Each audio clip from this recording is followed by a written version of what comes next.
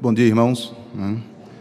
Quero render graças ao Senhor por poder estar aqui com vocês, nessa manhã e assim podermos cultuar juntos, conhecer também aos irmãos, aqueles com quem posso ter contato no decorrer do dia. Quero agradecer ao reverendo Augusto pelo convite e ao conselho desta igreja, para poder assim ele confiar também o seu púlpito a mim. A responsabilidade que temos, primeiramente diante do Senhor, em pregar a sua santa palavra e também de poder ser fiel, claro, segundo a justa misericórdia do Senhor, em transmitir a sua palavra, E, sem dúvida alguma também de ser assim, orientado também pelo reverendo Augusto, que falar as suas anotações também para poder me ajudar e orientar-me. Eu quero, nessa manhã, ler com vocês o Evangelho de Marcos, no capítulo 15, é onde farei a minha exposição. O Evangelho de Marcos, capítulo 15, eu irei ler a partir do versículo 21. Vou colocar meu...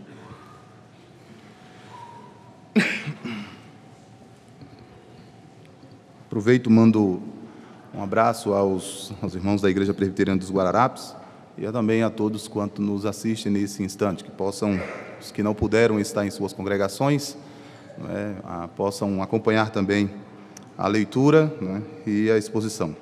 Diz assim a palavra do Senhor a partir do verso 21. Eu vou ler numa versão que certamente é diferente, eu tenho para mim que é bem diferente das demais. Acompanhe na sua própria versão. E constrangeram um certo Simão Cirineu, pai de Alexandre de Rufo, que por ali passava, vindo do campo, a que levasse a cruz. E levaram-no ao lugar do Gólgota, que se traduz por lugar da caveira. E deram-lhe a beber vinho com mirra, mas ele não o tomou. E, havendo-o crucificado, repartiram as suas vestes, lançando sobre elas sortes, para saber o que cada um levaria. E era a hora terceira, e o crucificaram. E por cima dele estava escrito a sua acusação, o Rei dos Judeus. E crucificaram com ele 2 salteadores, um à sua direita e outro à esquerda. E cumprindo-se a escritura que diz, e com os malfeitores foi contado. E os que passavam blasfemavam dele, meneando as suas cabeças e dizendo: Ah, tu que derrubas o templo, e em 3 dias o edifica, salva-te a ti mesmo e desce da cruz. E da mesma maneira também os principais dos sacerdotes, com os escribas, diziam uns aos outros, zombando: Salvou os outros e não pode salvar-se a si mesmo. O Cristo, o Rei de Israel, desça agora da cruz para que o vejamos e acreditemos. Também os que com ele foram crucificados o injuriavam. E chegado a hora sexta, houve trevas sobre toda a terra até a hora 9. E à hora 9, Jesus exclamou com grande voz, dizendo: Eloi, Eloi, lama sabactani, que traduzido é: Deus meu, por que me desamparaste? E alguns dos que ali estavam, ouvindo isso, diziam: Eis que ele chama por Elias.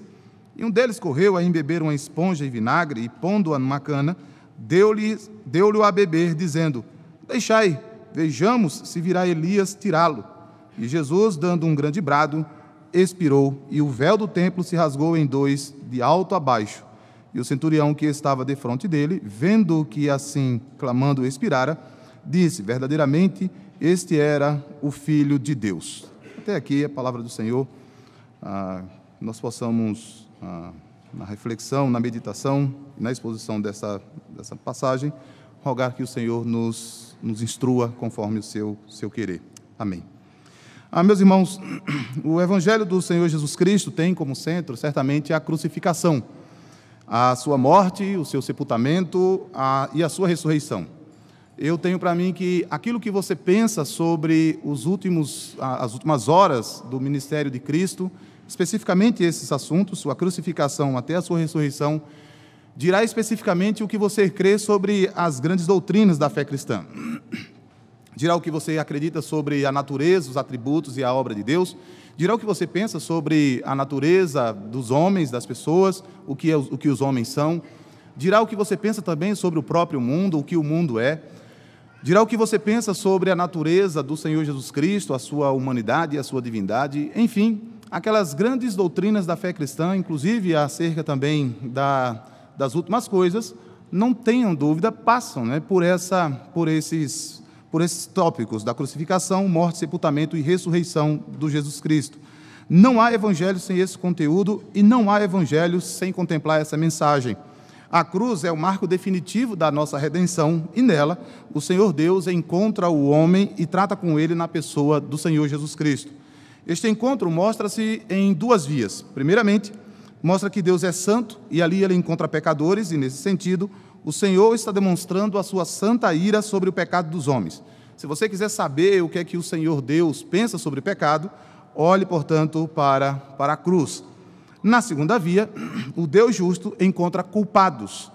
Por exigir cumprimento da sua justiça e não encontrando entre os homens perdidos quem a satisfizesse, o próprio Deus, na pessoa do seu bendito Filho, satisfez a sua justiça. O resultado da cruz é infinito. E agora o Deus Santo pode relacionar-se com pecadores, declarando-os justificados na pessoa do Senhor Jesus Cristo. O nome deste grande ato da parte do Deus triuno, que nós chamamos de redenção, é de fato uma mostra do amor de Deus por pecadores. A cruz é a revelação da santidade, da justiça e do amor de Deus, portanto, pelos pecadores. O que era o lugar de vergonha, de sofrimento, dores e humilhação, também era o lugar do triunfo da justiça de Deus, da graça imerecida, do amor eterno e do livre perdão de Deus aos pecadores. Como diz a Escritura, porque também Cristo padeceu uma vez pelos pecados, o justo pelos injustos, para levar-nos a Deus. Na cruz nós vemos então o sim de Deus, como diz o apóstolo Paulo, porque o Filho de Deus, Jesus Cristo, que entre vós foi pregado por nós, isto é, por mim, Silvano e Timóteo, não foi sim e não, mas nele houve sim, porque todas quantas promessas há de Deus são nele sim, e por ele o amém para a glória de Deus por nós. Mas os que confirma convosco em Cristo, e o que nos ungiu é Deus, o qual também nos selou e deu o penhor do Espírito em nossos corações. A cruz, portanto, é o clímax da história da nossa redenção. Aqui na passagem que nós lemos, mostra que o Senhor Jesus Cristo, após ter sido julgado, o julgamento que certamente foi uma farsa, visto que Jesus foi considerado inocente em todas as instâncias, diz o verso 14 dessa passagem, mostra exatamente, diz o verso 14 assim, mas Pilato lhe disse, que mal fez este? E eles, cada vez mais, clamavam, crucificai-o. Aqui, Jesus Cristo foi entregue pelos soldados para ser crucificado, diz o verso 20 da nossa passagem, diz, e havendo escarnecido, despiram-lhe a púrpura e o vestiram com as suas próprias vestes e o levaram para fora, a fim de o crucificarem. Profeticamente, nós encontramos nessa passagem bíblica uma sessão de humilhação que havia sido profetizada, claro. Nós encontramos Jesus tendo sido rejeitado pelos líderes religiosos, os da religião judaica. Nós encontramos o Senhor Jesus Cristo sendo rejeitado pelos reis da terra, Pilatos e Herodes. E nós encontramos o Senhor Jesus Cristo sendo rejeitado pelos judeus e pelos gentios. Eles o levam pelas estradas estreitinhas, né, e abarrotadas das ruas de Jerusalém, que são lembradas hoje como Via Dolorosa. Aquele desfile se torna uma paródia macabra das marchas triunfais dos imperadores visitantes. Por já estar fraco e perto da morte, Jesus não conseguia mais carregar a sua cruz, por isso ali alguém que passava, o Simão Cirene, é recrutado para carregá-lo pelo resto do caminho. Segundo os evangelhos sinóticos, né, segundo Mateus, especificamente Lucas, uma procissão seguia aquela cena. Um grupo de mulheres também seguia, mas lamentando o que estava acontecendo. Para elas, o Senhor volta-se numa expressão, diz o evangelista Lucas, filhas de Jerusalém, não choreis por mim, diz lá no capítulo 23, verso 27 a 29, não choreis por mim, chorai antes por vós mesmos e por vossos filhos, porque eis que hão de vir dias em que dirão, bem-aventuradas estéreis, e os ventres que não geraram, e os peitos que não amamentaram. Então começaram a dizer aos montes, cai sobre nós, e aos outeiros, cobri-nos. Porque se ao madeiro verde fazem isso, o que se fará ao seco? Se ao justo Senhor Jesus Cristo foi feito isso, o que os romanos também não fariam aos injustos? Se ao inocente Filho de Deus aconteceu exatamente o que está sendo descrito aqui, o que não acontecerá também aos pecadores? Aqui, nessa passagem, o Senhor Jesus Cristo é conduzido a um lugar chamado Gólgota, que é traduzido, conforme diz o evangelista Marcos, por caveira. Dá-se aqui ao início de uma nova sessão de zombaria. Pelo nome desse local, nós já podemos deduzir que ali era o local de morte. A própria topografia, parecendo assim um crânio, uma caveira, o rosto de uma caveira, o lugar que ficava fora de Jerusalém, tinha em si mesmo também um aspecto da profecia, uma vez que os sacrifícios dos animais eram queimados fora do acampamento, tal como Cristo padeceu fora das portas da cidade, a fim de santificar o seu povo, o seu próprio sangue. Nessa passagem, se você atentar bem, cada movimento, cada ação, toda a cena é cumprimento do eterno plano redentivo de Deus, revelando um pacto de amor em que o injusto é substituído pelo justo, ou o justo toma o lugar do injusto. Todos os sacrifícios do Antigo Testamento encontram-se agora, na pessoa de Jesus Cristo, o seu cumprimento. Se no Antigo Testamento o sangue de touros e bodes santificava aqueles que se chegavam a Deus, quanto mais o sangue do Senhor Jesus Cristo, que pelo Espírito Eterno se ofereceu a si mesmo, sem mácula, a Deus, não purificará as nossas consciências das obras mortas para servirmos ao Deus vivo. Nesse sentido, o Senhor Jesus Cristo é o mediador, então, de uma nova aliança, como diz o escritor aos Hebreus, intervindo a morte para a remissão das transgressões que havia debaixo do Primeiro Testamento. Os chamados recebem, portanto, a promessa da herança eterna.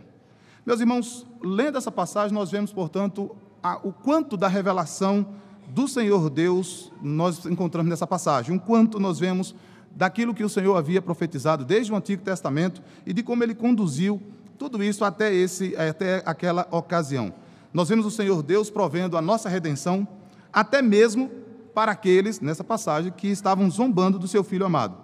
Ainda sob os mais horrendos escárnios e blasfêmios, o Senhor Jesus Cristo ora, diz o versículo de Lucas 23, 34, Pai, perdoa-lhes porque não sabem o que fazem. Cada atributo de Deus é manifesto nessa plena exibição da cruz. Nós vemos sua santidade e justiça, Deus odeia o pecado e deve puni-lo.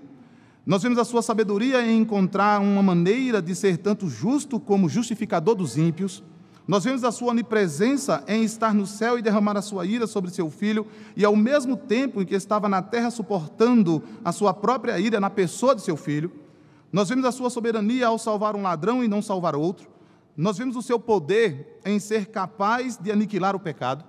Nós vemos o seu propósito em cumprir-se, aquele propósito eterno em ser cumprido naquele dia, no Cordeiro que foi morto desde a fundação do mundo. Cada atributo de amor, de graça e misericórdia resplandecem na cruz, e por isso mesmo o apóstolo Paulo não tinha outra mensagem a pregar. E penso também que os cristãos comprometidos com a Escritura não têm uma outra mensagem também a anunciar. Nessa passagem eu quero destacar alguns pontos. Já que eu falei sobre esses atributos, sobre esses atos no movimento da história, eu quero primeiramente destacar como essa passagem, como a cruz do Senhor Jesus Cristo, revela de fato um Deus absolutamente soberano. E eu sei que, no contexto que nós estamos vivenciando, especialmente de mídia social, falar hoje em soberania é gerar uma certa celeuma. Né? As guerras, né, facebookianas tomam conta hoje quando você usa a palavra soberania. Pronto. Está declarado, então, a quarta guerra teológica mundial. Talvez até um concílio facebookiano para que a gente possa, então, resolver hoje. Né? Já tivemos os concílios históricos, então, aí um concílio facebookiano para resolver novamente essa controvérsia. Mas, veja, não falar em soberania nos eventos da paixão é completamente desprezar o Evangelho. Afinal, Deus mesmo estava por trás de todas as cenas da paixão. Negar a ação de Deus nos eventos da paixão é dizer que tudo não passou de acidente histórico ou que tudo aconteceu por acaso, ou dizer que Deus estava dando um jeitinho na história para poder solucionar um problema que os homens, né, criaram. Em todo o Evangelho de Marcos, nós notamos que Deus está, Ele mesmo, conduzindo a história da redenção. Marcos é especialista em usar a expressão, ou a palavra, ou o verbo, levaram ou entregue, ou entregaram. A história da redenção é conduzida no Evangelho de Marcos pelo Senhor. Diz o texto bíblico: sendo Cristo entregue pelo determinado conselho, pelo desígnio e presciência de Deus, os líderes de Israel e Pilatos o crucificaram, diz o Evangelho de Lucas também, no livro de Atos. Herodes, Pilatos, os gentios, os povos de Israel fizeram tudo o que a sua mão, a sua providência, o seu governo, a mão do Senhor e o seu decreto, o seu conselho, tinham anteriormente determinado que se havia de fazer. As mãos que levaram, certamente aos nossos olhos, eram as dos soldados, mas eram as mãos do Senhor quem conduziam seu filho para o Calvário. Se você disser que a mão de Deus não estava por trás disso, então não há evangelho. O evangelho é que nisso tudo Deus estava executando o seu plano eterno para a nossa redenção.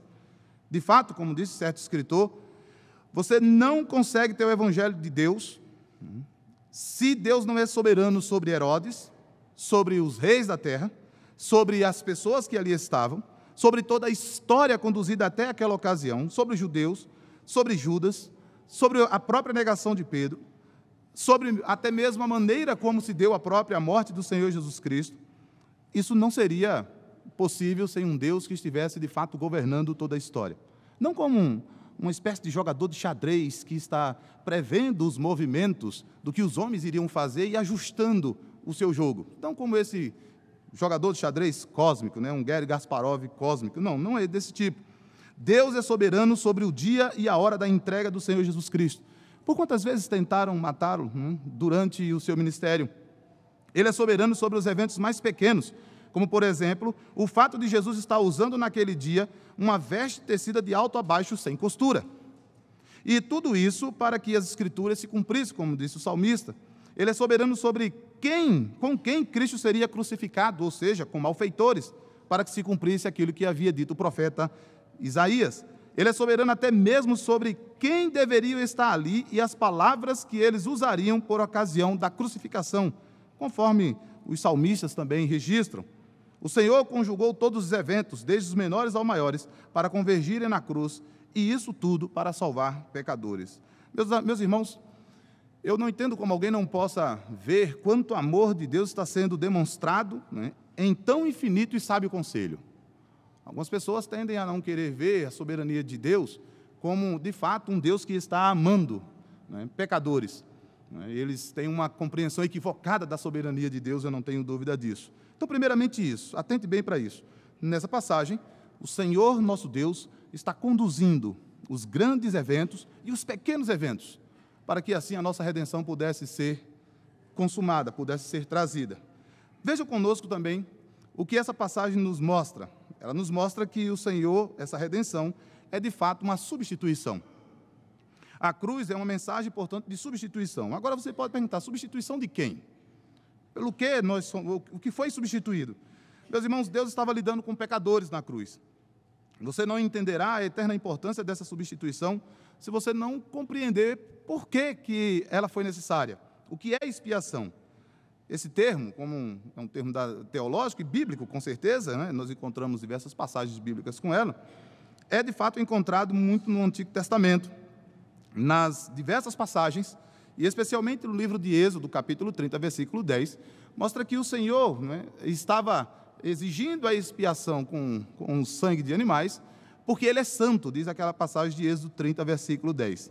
Ali mostra que a razão da expiação é que Deus é santo e os homens são pecadores, eles transgridem a lei do Senhor, eles não acertam a vontade perfeita de Deus, eles não cumprem o desejo perfeito do Senhor. Não é algo meramente externo, do qual alguém pode se gloriar, mas é algo do próprio coração. O 10º mandamento, não cobiçarás, mostra claramente que o seu problema não é exterior, o seu problema com os mandamentos não é o que você mostra às pessoas que você faz, mas é o que você internamente é.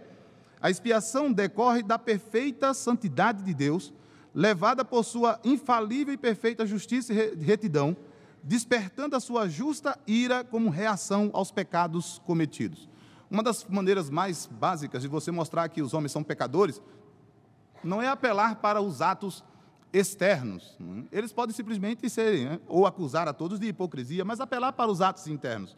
O que elas fazem em seus corações, o que elas pensam né? O que elas têm em seus pensamentos, né? Quantos já não, como o Senhor Jesus Cristo no Sermão do Monte já havia apresentado, quantos não fizeram cobiças, né? Quantos não adulteraram mentalmente, quantos não foram mentirosos, quantos não são assassinos, quantos não são, enfim, idólatras em cada mandamento do Senhor, e isso de modo mais abrangente. Quantos em seus pensamentos não são violadores dos mandamentos do Senhor? Não há, de fato, um justo sequer. E é por isso mesmo, por causa do que os homens são internamente, a justa retidão do Senhor e a sua perfeita santidade exigem, portanto, que esses pecados sejam disciplinados. Nesse sentido, nós podemos afirmar categoricamente que cada pecado merece da parte de Deus, do menor até o maior, sendo contra a sua santidade, sua justiça, sua bondade, sua soberania, contra a sua justa lei. Cada pecado merece a sua ira, a sua maldição, seja nesta vida ou na vinda vindoura, né? na vida vindoura, e não pode ser expiado por nenhum dos homens pecadores, exceto por alguém que seja justo e santo. Santo Anselmo, um dos escolásticos da Idade Média, havia num texto escrito Por que Deus se fez homem, ele tem um arrazoado bastante interessante. Eu não vou fazer isso, não vou expor esse arrazoado, mas seria interessante você dar uma lida nesse arrazoado. Rapidamente ele diz assim: a situação do homem é tão grave que ele mesmo não pode pagar os seus pecados. Somente Deus pode pagar. O homem não tem condição, mas não foi Deus quem pecou, e portanto Deus não pode pagar, não precisa pagar. Mas Deus, sendo rico em justiça, em amor e misericórdia, faz isso pelos homens. Portanto, somente um Deus que também seja homem pode pagar pelos nossos pecados. Ele precisa ser santo e justo. Como os homens não são santos e justos, eles não têm condição.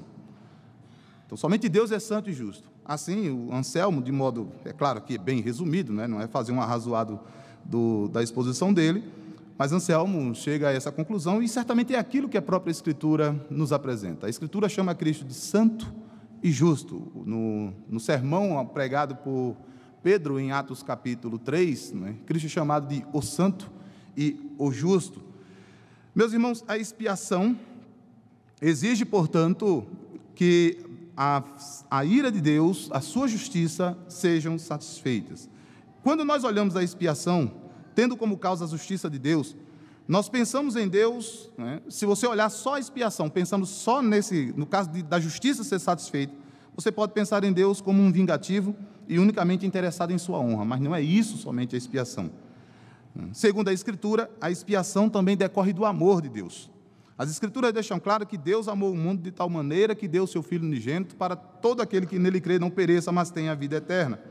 Ela diz que Deus prova o seu amor para conosco em que Cristo morreu por nós, sendo nós ainda pecadores. Por outro lado, há alguns que pensam que a expiação exige somente por causa do amor de Deus.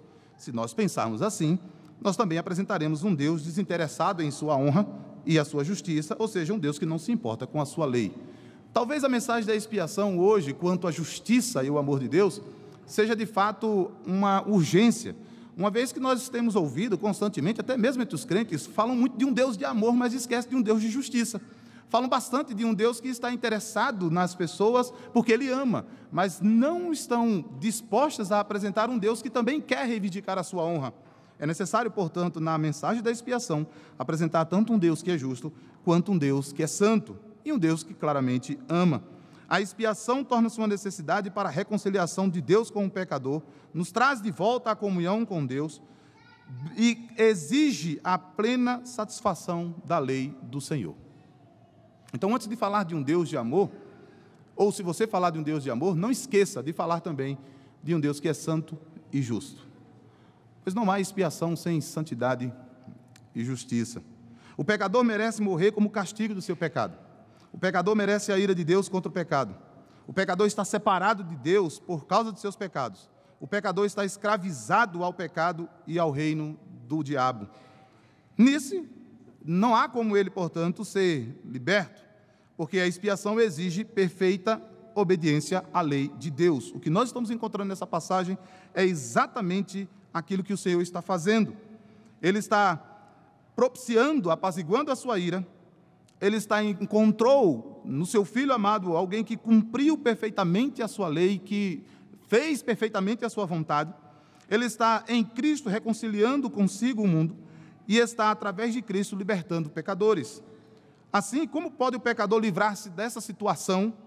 Como ele pode viver, aplacar a ira de Deus, reconciliar-se com Deus, libertar-se do domínio do pecado de Satanás nessa situação, sendo eles injustos e pecadores? Segundo as Escrituras, eles não podem.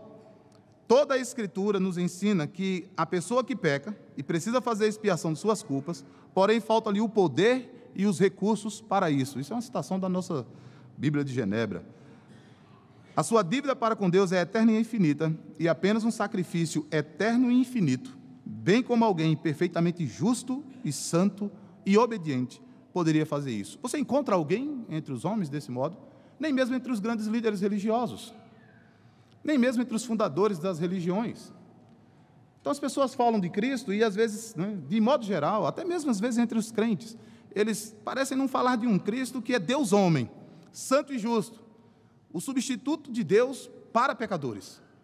Eles falam de Cristo como talvez um referencial moral, e ele é, não há dúvida disso, de um profeta, e ele é profeta, de um líder religioso, e ele seja, mas não apenas isso, não apenas isso. Então, interessa aos homens um Cristo que é apenas um líder moral, mas não interessa a um Cristo que é substituto de Deus para a sua redenção. Interessa aos pecadores um Cristo que é o líder de uma religião, mas não interessa aos homens um Cristo que é Deus homem. Interessa aos homens um Cristo que é simplesmente um modelo a ser seguido, mas não interessa aos homens um Cristo que é santo e justo e que é a propiciação pelos nossos pecados. Diante desse exposto, nós não temos como negar que Cristo é o único, absolutamente o único redentor para os homens. A expiação é a obra que Cristo realizou em sua vida e morte para obter a nossa salvação.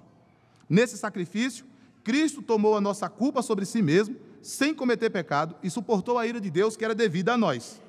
Quando ele pagou completamente os nossos pecados na sua carne humana. Ao dar a sua vida, ele sofreu por nós a penalidade que os nossos pecados mereciam, a penalidade que deveríamos sofrer em nós mesmos eternamente, se não fosse a mediação do Senhor Jesus Cristo. É aqui, meus irmãos, então, que nós encontramos a provisão de Deus para pecadores. Não é encontrado nas religiões de obras, não é encontrado nos méritos dos homens, não é encontrado em fé prevista, não é encontrado em um suposto futuro que estava lá no futurozinho e Deus estava vendo, não é encontrado apenas na provisão de um Deus santo e justo. A mensagem da cruz é que Deus estava em Cristo reconciliando o mundo, propiciando, redimindo e pagando a penalidade da lei em favor e em lugar de pecadores. E é por isso mesmo que nós encontramos nessa passagem, nos versos 27 e 28, primeiramente, como essa mensagem é anunciada, inclusive, na própria cruz. Versos 27 e 28 nos dizem: e crucificaram com ele 2 salteadores, um à sua direita e outro à esquerda. E cumprindo-se a Escritura que diz: com os malfeitores foi contado. Aqui na própria cruz nós encontramos essa mesma mensagem. Naquela ocasião, com Cristo, 2 rebeldes, 2 ladrões, que ridicularizavam o Senhor Jesus Cristo, diz o verso 32, e desafiavam o Senhor a sair da cruz, diz o Evangelho de Lucas, no capítulo 23. Os que eram realmente culpados estavam zombando da solução divina para o pecado. Ali também estavam os guardas a zombar do Senhor Jesus Cristo. Ali na cruz, algo surpreendente também aconteceu. Ali nas últimas horas, naquele instante das mortes dos dois ladrões, um dos zombadores reconhece quem Jesus Cristo é. Não somente isso, mas também reconhece-se culpado e digno de morte. Por fim, reconhece que mesmo diante da morte iminente, a morte não é o fim, mas aquele que confia no Senhor Jesus Cristo encontra seu descanso já para a vida eterna. Vejam, diz o Evangelho de Lucas, a passagem paralela, Marcos faz um resumo apenas, um evangelho, um relato resumido. Lucas, talvez por ser um historiador, expressa mais detalhes, até porque para quem ele escrevia, ele fez um relato minucioso, acurado. Ali diz no Evangelho de Lucas que o ladrão se reconhece como digno de morte. Lucas diz assim: tu nem ainda temes a Deus, ele diz, um ladrão dizendo ao outro, estando na mesma condenação, O ladrão reconhece-se culpado, ele diz no Evangelho de Lucas: e nós, na verdade, com justiça, somos condenados porque recebemos o que nossos feitos mereciam. Ali no verso 41 de Lucas 23, o ladrão diz assim acerca de Jesus: mas este nenhum mal fez. E por fim, o próprio ladrão, que já estava deixando de ser, já era ex-ladrão: Senhor, lembra-te de mim quando entrares no teu reino. Agora, o ladrão encontra a salvação na pessoa de Jesus Cristo e recebe do Senhor Jesus Cristo uma promessa: em verdade te digo que hoje estarás comigo no paraíso. Agora então, já é agora um ex-ladrão, justificado. Meus irmãos, o Senhor mesmo estava proclamando o seu evangelho ali, dramatizado naquela cruz, no Cristo crucificado. Se você perguntar quão poderoso é o Cristo crucificado, eu não tenho medo de responder que é tão poderoso para que até mesmo um blasfemo, diante do rosto do Senhor, foi alcançado com a sua glória. Mas nem todos, como diz o apóstolo, têm obedecido ao evangelho, porque o profeta Isaías perguntou: quem creu em nossa pregação? Atente bem para isso. Quando o ladrão se deparou, nesses eventos, se deparou com um Cristo justo, a sua compreensão de fato mudou. Eles eram zombadores. O evangelho alcança a pecadores. E os pecadores responderão, reconhecendo em si mesmo a sua morte, a sua culpa, reconhecendo quem Cristo é, e reconhecendo a majestade do Senhor, e fazendo uma confissão, depositando nele, portanto, a sua confiança. Por outro lado, outros responderão de outra maneira. O verso 29 até o verso 32, onde eu vou me concentrar, mostram exatamente que essa mensagem também é rejeitada. É a mesma mensagem, os mesmos eventos, e os resultados são diferentes. A mensagem da cruz não seria aceita por todos, não pela ineficácia da cruz, não pela insuficiência do sacrifício redentor, não pela incapacidade de Deus em salvar a todos. Antes, com base na justa vontade de Deus e tendo por base os pecados dos homens, alguns não crerão e rejeitarão a cruz de Cristo. Alguns tentarão amenizar a mensagem da cruz, tais como aqueles soldados tentaram amenizar e anestesiar as dores do Senhor Jesus Cristo e seus sofrimentos. Alguns homens não aceitarão que o Evangelho contenha a mensagem da cruz. Eles até mesmo modificarão essa mensagem para que assim os homens sejam impactados com outra mensagem que não o próprio Evangelho. Para eles, o Evangelho não deve falar sobre dores e sofrimentos do Redentor. Ali perante todos estava o rei dos judeus. Era uma verdade isso, tão verdade que foi uma verdade repetida. O verso 2, 9, 12, 26 e 32 dessa passagem mostra exatamente isso. Mas também a majestade do Senhor é revelado a todos. O epíteto foi escrito em 3 línguas: hebraico para os judeus, grego e latim para os gentios. Uma maneira, a placa escrita era o testemunho de Deus para todos os povos. Jesus, o Rei dos Reis, o Senhor Deus, dessa forma está tratando com pessoas de todas as tribos, povos, línguas e nações, porque Deus salva pecadores por meio de Jesus Cristo apenas, de todas as tribos, povos, línguas e nações.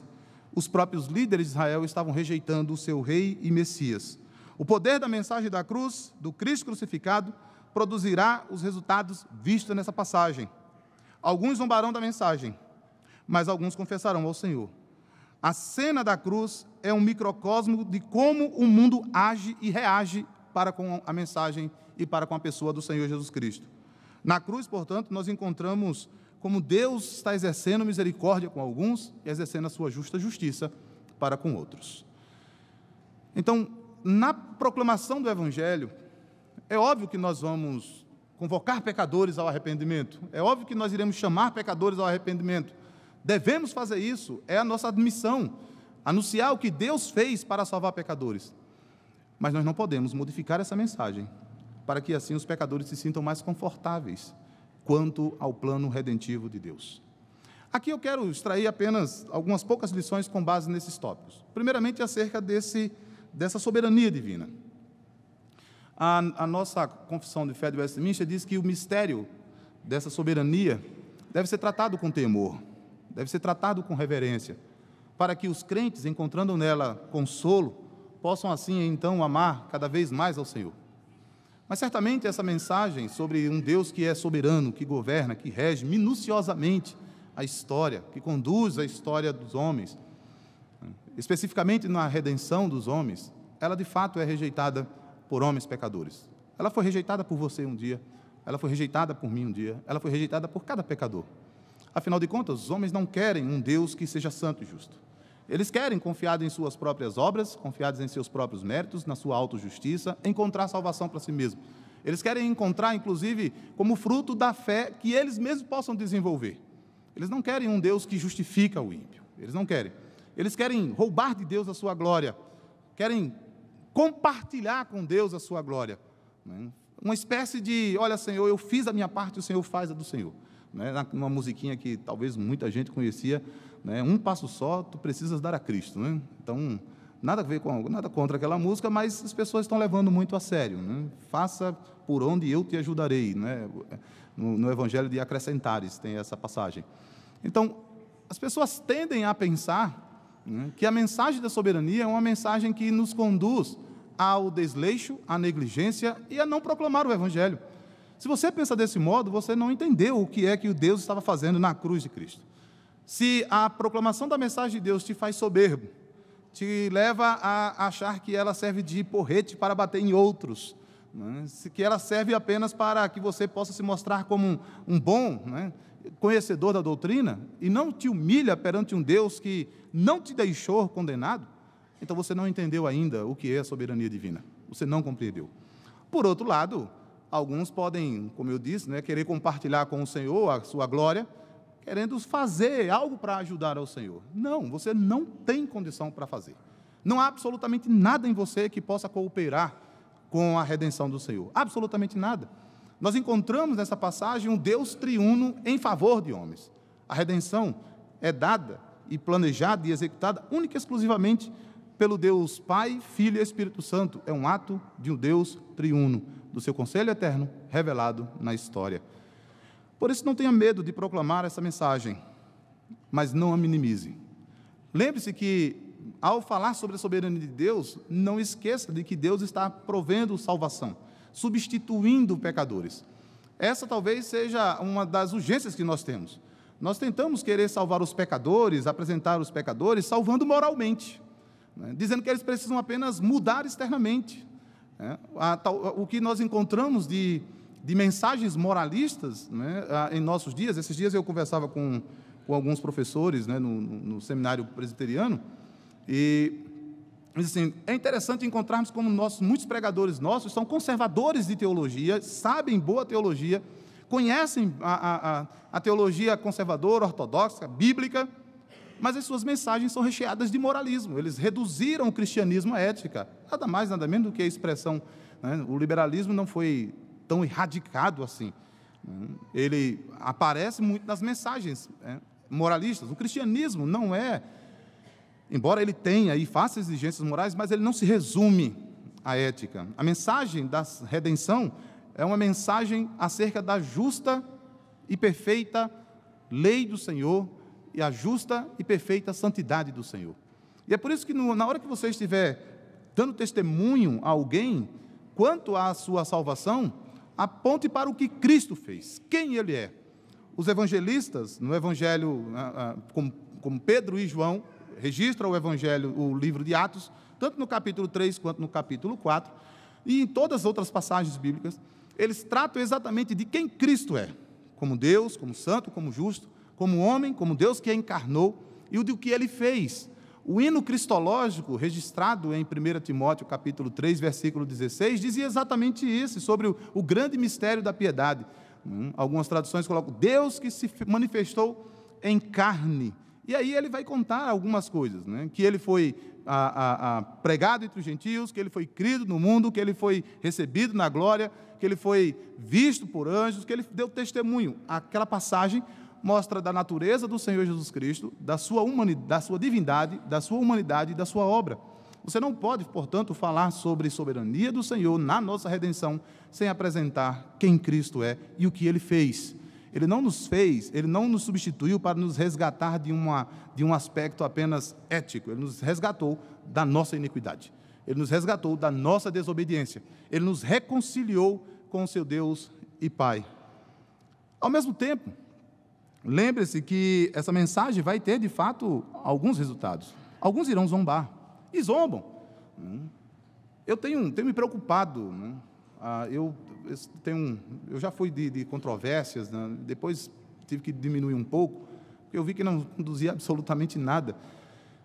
Quanta blasfêmia nós vemos quando você anuncia um Deus soberano.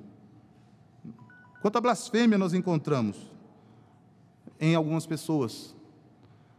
Pessoas que se dizem cristãs. Pessoas que se dizem crentes e blasfemam acerca dessa mensagem. Mas não se preocupe. Essa mensagem provocaria exatamente esse tipo de reação. Por outro lado, essa mensagem também alcançará aqueles a quem o Senhor tem provido salvação. Alguns irão crer, irão dobrar os seus joelhos diante de uma provisão tão graciosa. Se a morte de Cristo na cruz é o verdadeiro significado da sua encarnação, não existe evangelho sem cruz. As boas novas estão no fato de que Deus lidou com o nosso pecado. A ressurreição é uma prova disso. De que Jesus sofreu o castigo como nosso representante, de modo que nunca mais tenhamos que sofrê-lo, e que por isso mesmo, todos os que creem podem antegozar o céu. Gloriar-se na pessoa e nos ensinos de Cristo somente é possível para aqueles que entram em um novo relacionamento com Deus por meio da fé em Jesus como seu substituto. Naqueles que creem, tal como aquele ladrão que veio a reconhecer quem ele era e quem Cristo era, e pôde assim confiar. Qualquer evangelho que proclama somente parte do ministério de Cristo não está sendo o evangelho de fato. Qualquer evangelho que proclama o amor de Deus sem ressaltar o seu amor, que o levou a pagar os nossos pecados na pessoa de seu Filho, também é um falso evangelho. Uma mensagem de amor que não mostra o que Deus fez não é também um verdadeiro evangelho. O verdadeiro evangelho é aquele que fala sobre o único mediador que ofereceu a si mesmo por nós. E como não pode haver um evangelho que não apresenta a expiação como motivo para a encarnação, para o seu ministério, assim também, sem a expiação, não pode haver a própria vida cristã. A cruz de Cristo é central para a fé e a sua proclamação por causa de quem foi, quem morreu na cruz e o que foi que ele fez. Os apóstolos, a igreja do Senhor Jesus Cristo, sempre proclamavam que o eterno Filho de Deus, a palavra que se fez carne, o Senhor da glória, morreu em nosso lugar. Desse modo, a igreja, em seus melhores momentos, eu já me aproximo do final, não se gloriava em nada, exceto na cruz de Cristo. A igreja não se propôs, juntamente com os apóstolos, claro, a igreja não se propôs a não saber nada entre os homens, senão a Jesus Cristo e esse crucificado. Ela fez o mesmo, sabendo que da cruz, que é a pedra de tropeço para os judeus, tolice para os gentios, ela fez isso, mesmo sabendo que corria risco de não ser recebida no mundo, de ser rejeitada na sociedade. Os crentes que serão rejeitados na sociedade não são aqueles que são moralistas, são aqueles que proclamam fielmente e dão testemunho acerca de Cristo. Ela não fez isso não apenas porque sabe que agradou a Deus salvar os que creem pela loucura da pregação, pela mensagem da cruz, mas fez isso também porque reconhece que a cruz de Cristo é o poder de Deus, sabedoria de Deus. A Escritura caracteriza a cruz de Cristo pelo modo como nós encontramos nessa passagem. Implica que Deus realizou verdadeiramente uma grande salvação através do Senhor da glória na cruz do Calvário. Podemos esboçar contornos significativos de tão grande salvação, simplesmente por olhar essa passagem. Obviamente, toda a Escritura. Mas nós não podemos anunciar o Evangelho sem a cruz de Cristo. Ao Senhor, Senhor da glória, ao Senhor soberano, que conduziu todo o seu projeto, todo o seu desígnio, para que a nossa redenção pudesse ser realizada, e que agradou a nos resgatar na pessoa bendita do Senhor Jesus Cristo, e que despertou em nós a majestade de crer na sua palavra, de reconhecermos a nossa pecaminosidade. Ao Senhor da glória, rendemos louvor e graça. Amém.